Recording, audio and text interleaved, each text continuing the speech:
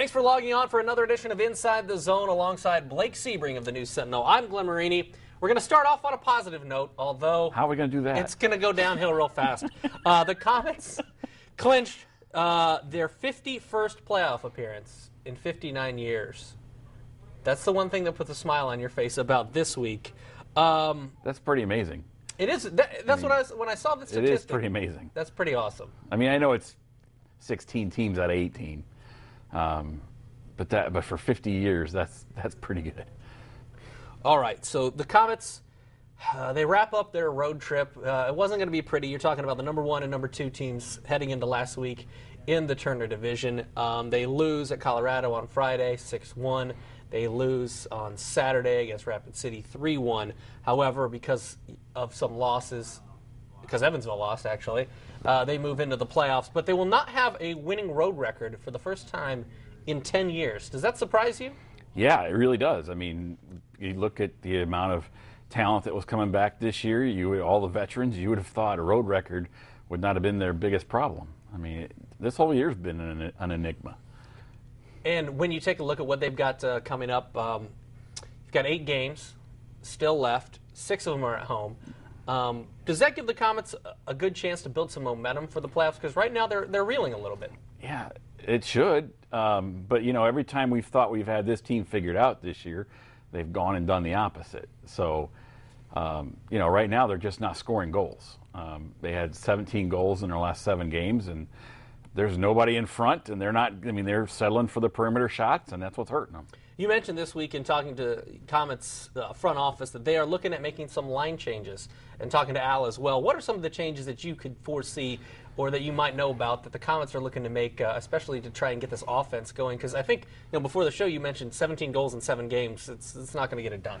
No, I think it's going to affect every line. I think they're going to break up all 3 lines.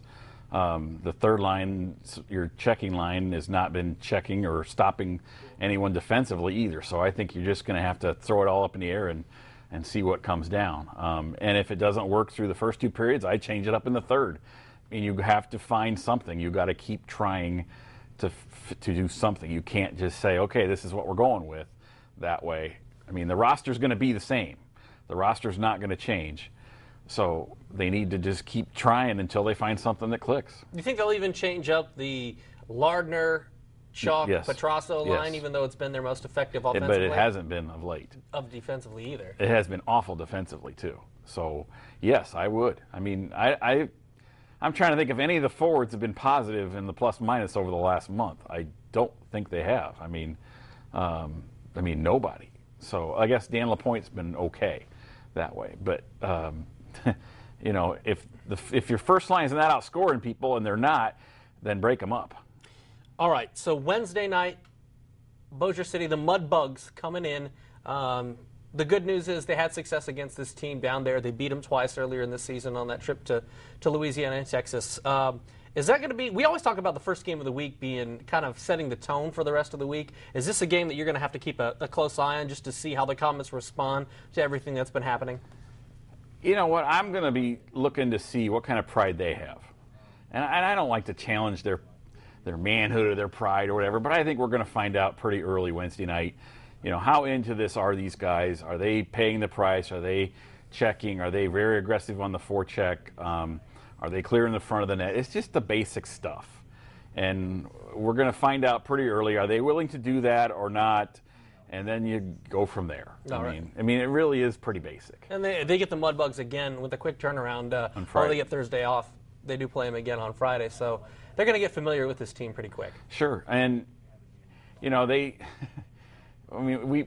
all know what's going on. I mean, they just have to do it. If they want to do it, they're fine.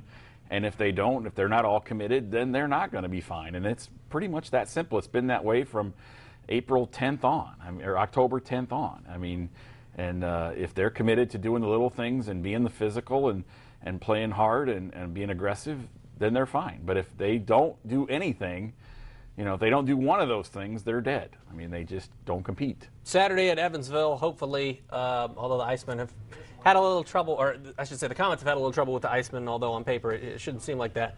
Playing at their place Saturday, then Bloomington here on Sunday. And Bloomington's been an interesting team because the success that the Komets have had against them hasn't been consistent. Well, and you look at, to me, the Prairie Thunder are the most surprising team in the league.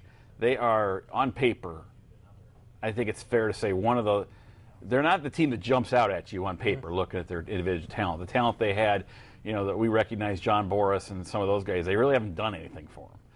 But they just play hard. They were, voted the hardest working team in the league, and that's how they do it. And they're not pretty. They'll trap you. If you let them trap you, it'll be worse for you. If you're aggressive and try to keep them penned in their end, you're okay. But they are very good defensively on the road, and they don't score a lot. What's crazy, if you look at the scoring, I think we talked about this last week, they have very similar numbers to what the Komets have, but they're very much higher in the rankings, in the standings. So they win the close games, where the Komets have lost the close games.